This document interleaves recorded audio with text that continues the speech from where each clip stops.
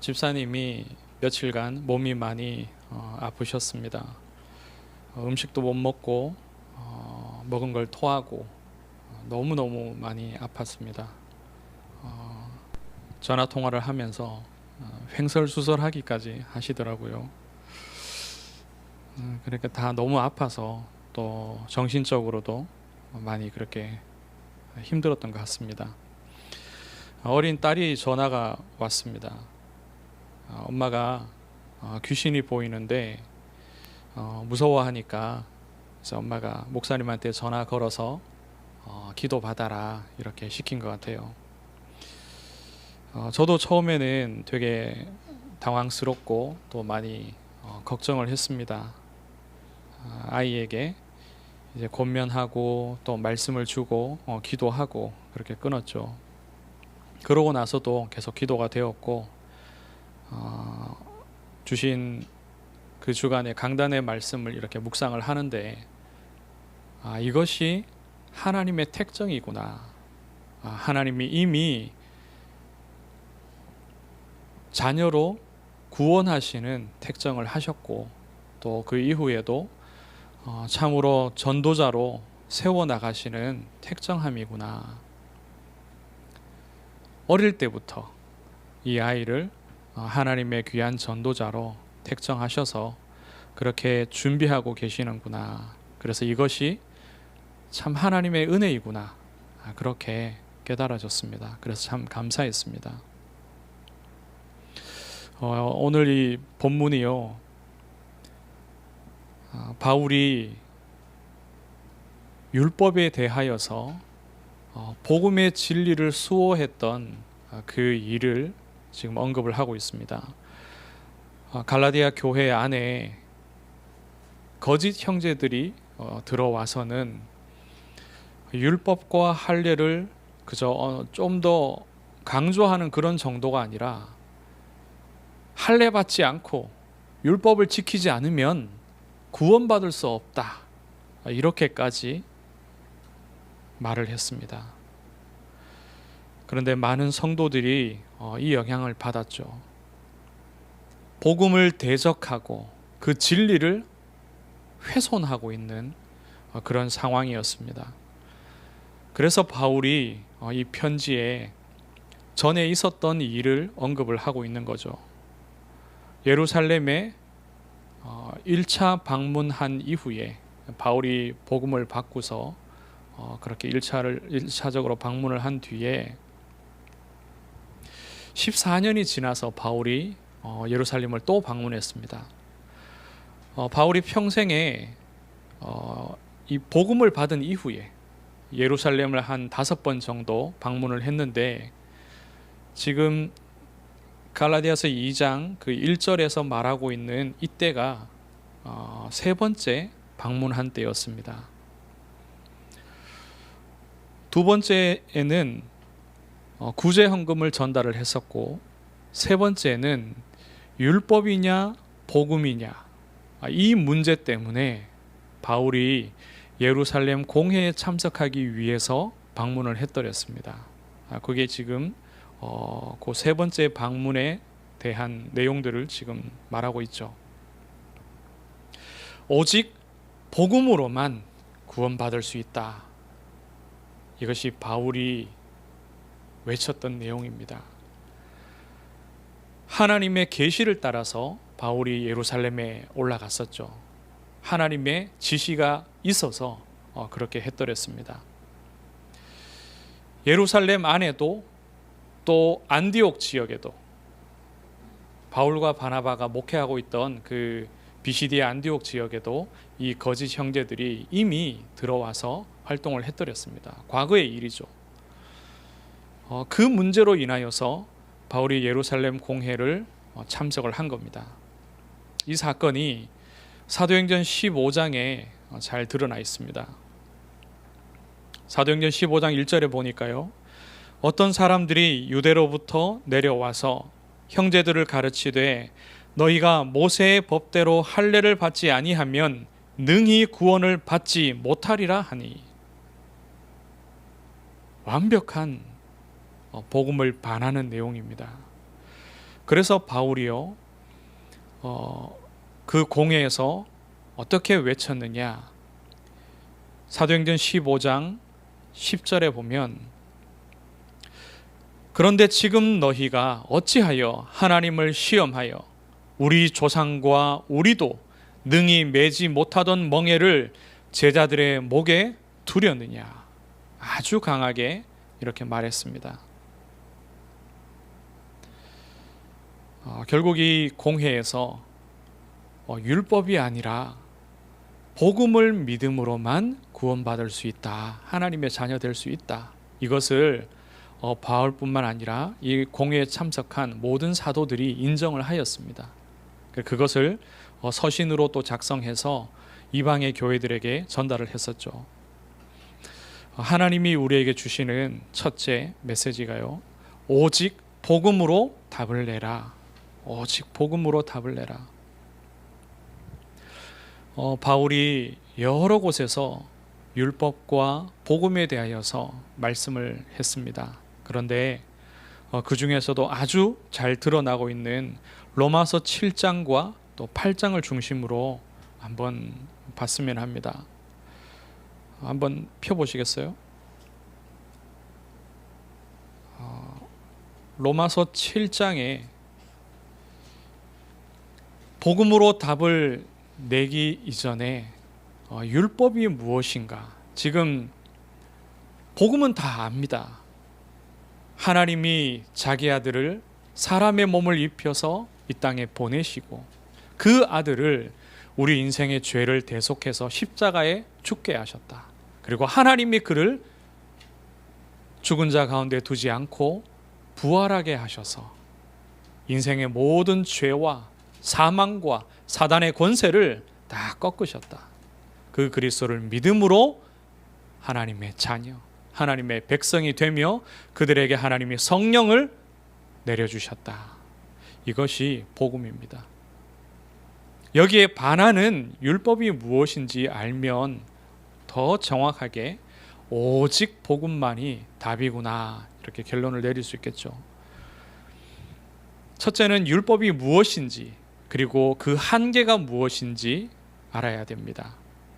그리고 둘째는 과연 나는 그 율법을 만족할 수 있는가? 이 두 가지로 확인하면 복음이 아니고서는 인생을 구원할 수 없구나, 이렇게 결론이 내려지게 됩니다. 율법이 무엇인지에 대하여서 로마서 7장 전체가 말하고 있지만요, 그 중에서도 특히 7절에서 14절까지를 보기를 원합니다. 7절에서 14절까지. 율법이 죄냐? 그럴 수 없느니라. 율법으로 말미암지 않고는 내가 죄를 알지 못하였으니 곧 율법이 탐내지 말라 하지 아니하였더라면 내가 탐심을 알지 못하였으리라.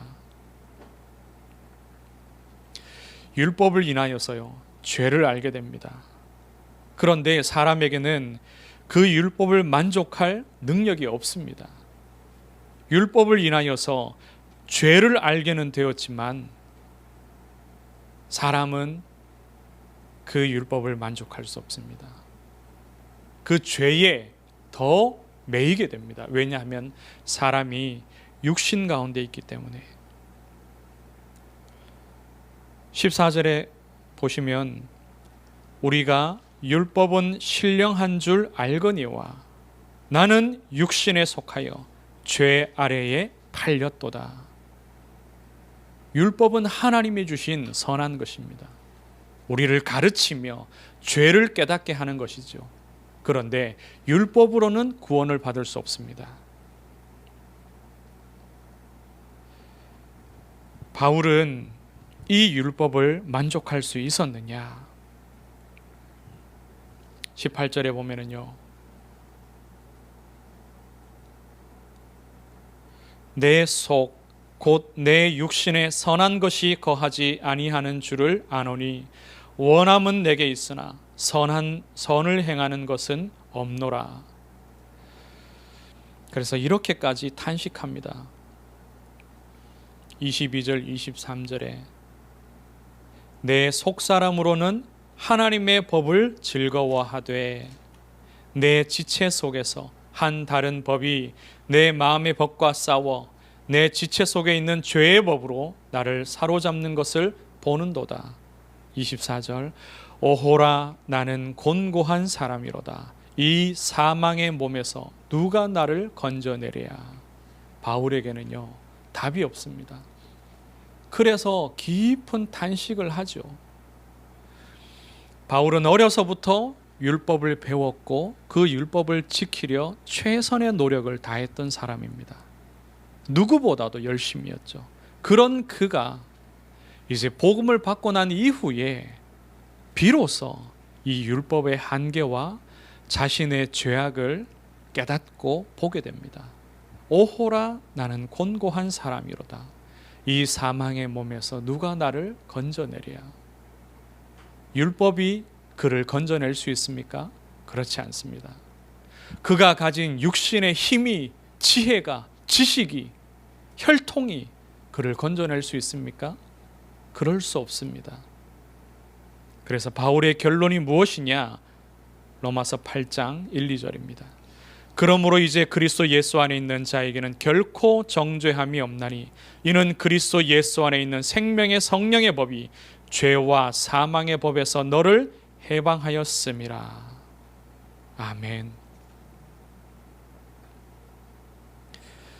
바울의 결론은요, 은혜의 복음입니다. 하나님이 은혜로 주신 그리스도가 바울의 결론입니다. 그 그리스도로 말미암아 바울이 모든 죄와 사망의 법에서 건짐받게 된 것입니다. 이것이 우리가 가질 오직 복음의 답입니다. 둘째로 너를 택하였으니 너는 복음의 사람이 되라. 지난주 말씀과 이어지는 부분입니다. 우리가 깊이 생각해 볼 부분이 있습니다. 이 본문의 말씀 속에서요. 예루살렘 공회에 가서 율법이 아니지 않냐, 오직 복음만이 우리를 구원하는 것이 맞지 않으냐, 여기에 대한 확증을 얻어내고자 한 사람이 누굽니까? 바울입니다. 그리고 이 서신을 써서 아주 강한 어조로 율법이 아니라 그들은 거짓 형제들이다, 거짓 교사들이다, 오직 그리스도의 복음이 너희를 살리는 것이 아니냐, 이렇게 가르치는 자가 누굽니까? 바울입니다. 어째서 바울은 이토록 율법주의자에 대하여서 강하게 반응을 하는 것입니까? 어째서 그토록 격하게 화를 내고 있는 것입니까? 다른 사도들은 이렇게까지 하지 않았거든요. 심지어 바울은요, 2장 14절에 말씀하고 있습니다. 과거에 안디옥에 베드로가 방문하였을 때 이방 형제들과 함께 식사를 하다가 유대에서 올라온 형제들을 보고서 그 자리를 슬그머니 피했던 적이 있습니다. 그 내용이 11절부터 나와 있습니다. 왜 그렇게 했느냐? 왜 베드로가 그리 했느냐? 왜 바울은 그것을 책망하고 있느냐? 율법에는요, 물론 전통입니다. 율법에는 이방인들과 함께 식사하는 것도 금하고 있습니다. 그런데 베드로가 이방인들과 식사를 하다가 예루살렘에서부터 올라온 믿음의 형제들을 보면서 그 자리를 피했죠. 그 믿음의 형제들도 율법을 중요하게 여기고 베드로도 아직 그 율법을 중요하게 보고 있다는 겁니다. 그런데 왜 바울은 다르냐? 유대의 형제들, 예루살렘의 형제들은 심각하게 이 문제를 다루지 않고 있는 겁니다. 첫째 이유가요, 바울은 과거에 철저한 율법주의자였기 때문입니다. 바울 그 자신도 갈라디아서 1장에서 언급하고 있죠. 자신이 과하게 너무나도 열심히 이 율법을 따르고 장로들의 전통을 따랐다고 밝히고 있습니다.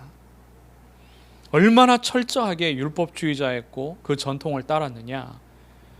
예수 그리스도를 핍박하고 교회들을 핍박하고 무너뜨리고 하나님의 백성들을 잡고 죽이고 할 만큼 그렇게 열심이었습니다.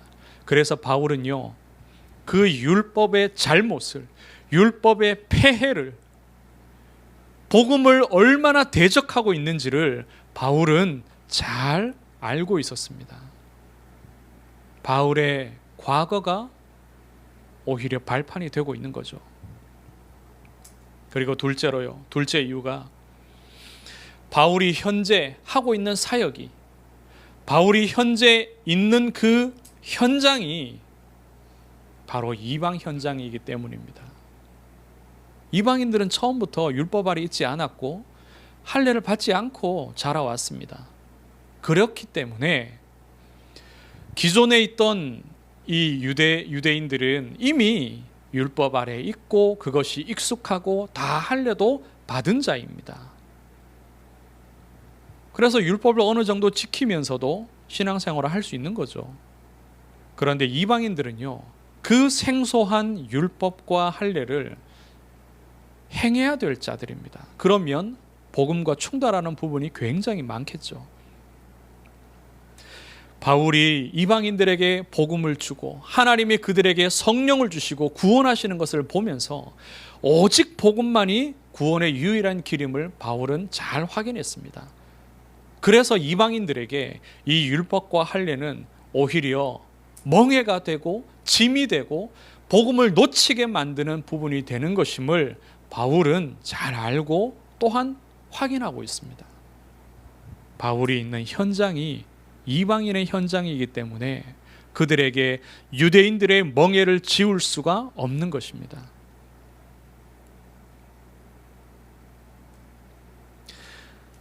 하나님의 자녀가 되기 전에 그리고 되고 난 이후에도 하나님이 허락하셔서 우리가 겪고 있는 여러 일들이 있습니다. 여전히 귀신을 보거나 아주 예민하거나 그리고 심지어는 시달리기까지 하는 그런 일들, 이것은 하나님이 영적인 세계를 가장 깊이 이해할 수 있도록 하나님이 발판으로 삼기 위해서입니다. 이런 것을 어릴 때부터 보고 난 그 자녀는 어떡하냐? 하나님이 가장 귀한 자녀로 어릴 때부터 영적인 세계를 체험하며 영적인 이 그리스도의 복음을 믿음으로 소유할 수 있는, 그래서 가장 귀한 전도자로 하나님이 준비시키는 것입니다. 교회와 목회자의 무능을 본 하나님의 자녀들, 복음 안에서도 이 교회가 무능하고 지혜롭지 못하고 성령인도 받지 못하는 그런 모습들을 보고 있는 하나님의 자녀는 어떡하냐? 그리고 경제 문제를 겪고 있기도 하죠. 하나님이 이러한 교회와 목회자와 지도자들을 가장 잘 도울 수 있는 하나님의 전도자로 하나님께서 세워나가시는 줄 믿습니다. 가정 문제를 겪고 이혼하기도 한 그런 일들을 가지고 있는 하나님의 자녀에 대해서는 하나님이 가정의 문제, 부부의 문제, 복음이 아니고서는 살아날 수가 없구나, 이 결론을 내리게 하셔서 그러한 가정과 부부와 또 자녀들을 가장 잘 돕고 살릴 수 있는, 치유할 수 있는 그런 전도자로 하나님이 세우십니다.